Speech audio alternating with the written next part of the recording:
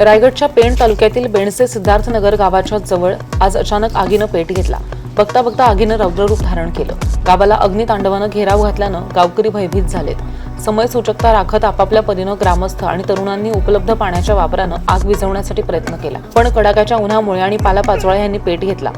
आग नियंत्रणाबाहेर गेल्यानं तातडीनं रिलायन्स कंपनीकडून अग्निशमन बंब बोलवण्यात आले। यावेळी आलेल्या फायर ब्रिगेडच्या सहाय्यानं आगीवर नियंत्रण आणलं। या आगीच्या घटनेमध्ये ग्रामस्थ आणि फायर ब्रिगेडच्या मदतीने अनर्थ टळला, पण या आपत्तीमध्ये अनेक प्रश्न उभे राहिलेत। आग नेमकी कशामुळे लागली ह्याचं कारण अजूनही अस्पष्ट आहे, पण भविष्यात एखादी आपत्ती किंवा दुर्घटना घडली तर यावेळी फायर ब्रिगेडचे वाहन मदतकार्य करण्यास कुठून आणावे असा प्रश्न निर्माण झालाय।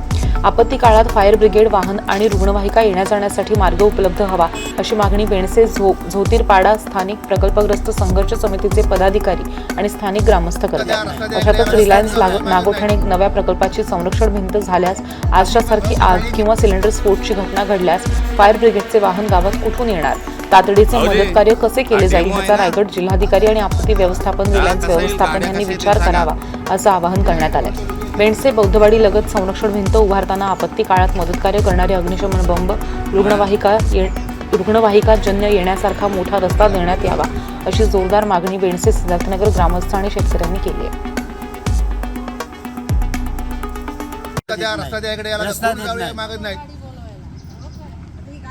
अशी परिस्थिती झाली।